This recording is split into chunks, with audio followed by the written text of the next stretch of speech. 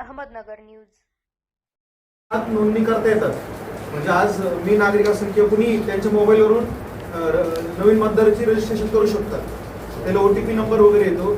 पण याचा प्रॉब्लेम सगळ्यात जास्त फ्रॉड नाव नोंदण्याचे काम हे ऑनलाईन हेल्पलाईन जो ॲप इलेक्शन कमिशनने दिलं त्याच्यातून चालू आहे.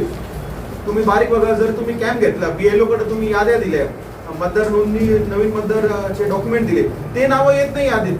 पण जे वोटर हेल्पलाईनला आपण ऑनलाईन केले का, तर बऱ्याच ठिकाणी असं आढळतंय की लोक माणूस श्रीगोंद्याचा आहे, त्याचा पुढचा जो आधार कार्ड आहे त्याच्यावर ऍड्रेस नसतो, फ्रंट जी पुढची बाजू आहे तो पुढची बाजू जोडतो आणि मागची जी बाजू आहे ना, मग नगर शहरातीलच ऍड्रेसचा फोटो काढतात दुसऱ्या आधार कार्डचा आणि ते मागं जोडतात आणि असे ऑनलाईन सबमिट करू राहिलेत नगर शहरात.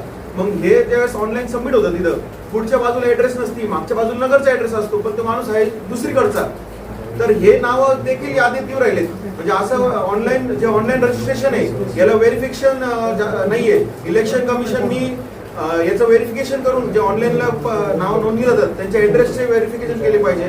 कारण की या माध्यमातून बऱ्याच ठिकाणी असं होतं की बोगस नाव MIDC परिसरात असतील, इकडे तिकडे नोंदवण्यात येतात. लोकसभेच्या निवडणुकीत देखील आपण जर पाहिलं, उत्तरेतली नावं बरेचसे दक्षिणेत आहेत आणि त्याचा फरक असा आहे की मागच्या लोकसभेच्या निवडणुकीचं मतदान टक्केवारी बघा तुम्ही, 66% मतदान लोकसभेला झालं मागच्या 2019च्या लोकसभेला. विधानसभेला लगेच 63% ते मतदान 3% ड्रॉप झालं. तर की विधानसभेला जो जो आपल्या मतदारसंघात मतदानाला जातो.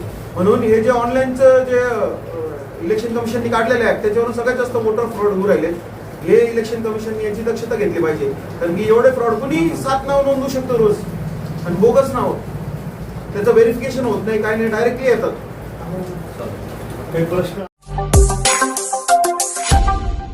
Smart Ahmednagar news.